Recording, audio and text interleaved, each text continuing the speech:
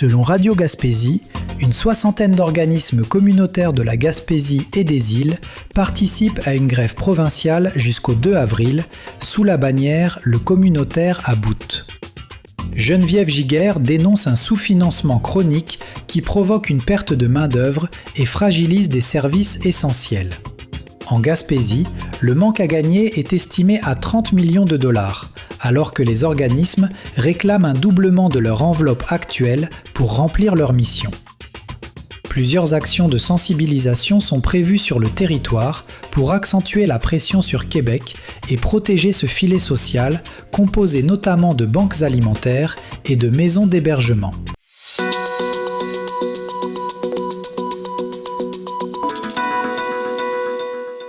Selon Bleu FM Sainte-Anne-des-Monts, l'organisme Le Québec maritime a remporté le prix du meilleur dossier de presse destination internationale lors des Trav Media Awards France 2026 tenus à Paris le 11 mars.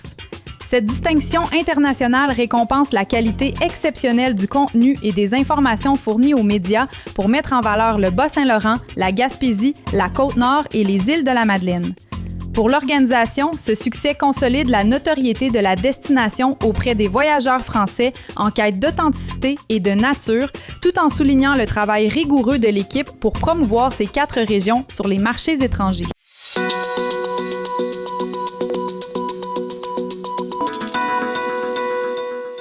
Selon Radio Gaspésie, le Festival international du journalisme de Carleton-sur-Mer dévoile une programmation d'envergure pour sa 4e édition qui débutera le 14 mai. Parmi les têtes d'affiche, Pierre Bruno se prêtera à un grand entretien avec Pénélope Garon, tandis que Marie-Maude Denis et Daniel Renaud seront présents. L'événement abordera des thèmes variés. Marcello Vitali Rosati traitera des algorithmes, Michel David et Sébastien Beauvais analyseront la prochaine campagne électorale et Le Monde selon Trump sera décortiqué par Azeb Wolde-Giorgis et Yves Boisvert. La billetterie pour ce rendez-vous médiatique majeur ouvrira le 3 avril prochain.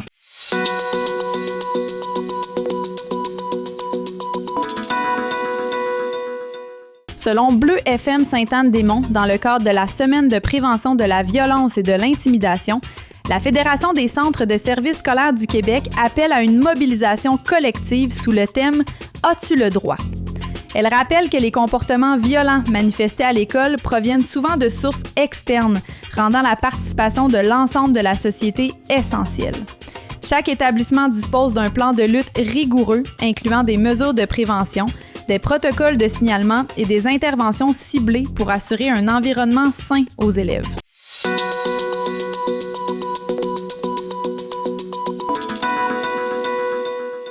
Selon Radio Gaspésie, les 60 employés syndiqués du Manoir Saint-Augustin réclament un règlement rapide de leur convention collective échue depuis 2 ans. Si les clauses normatives sont conclues avec le groupe Corev, le litige persiste sur les salaires.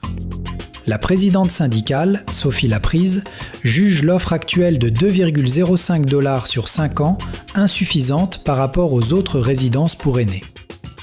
Appuyés par le Conseil central de la Gaspésie et des îles, les travailleurs dénoncent cet écart salarial, soulignant que leur engagement auprès des aînés mérite des conditions décentes et une reconnaissance concrète de leur professionnalisme.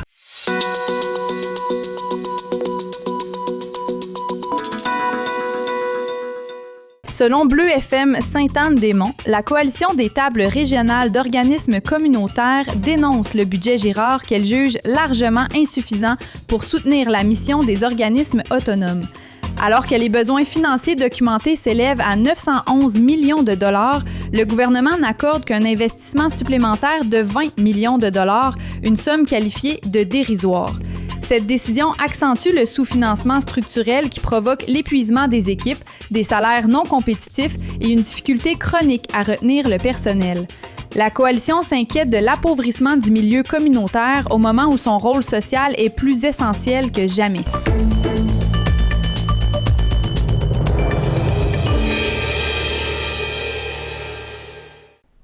Le Coq d'Or de Grande-Rivière, là où le plaisir de bien manger rencontre la qualité d'un service courtois. Notre menu varié ne peut que satisfaire vos attentes. Le Coq d'Or vous propose ces classiques qui ont su faire sa réputation au fil des ans. De son fameux poulet en passant par sa poutine légendaire et sa pizza gourmande, font du restaurant Le Coq d'Or un incontournable en Gaspésie. Le restaurant est ouvert de 16h à 20h. Pour bien connaître les jours d'ouverture et nos heures d'opération, consultez notre page Facebook.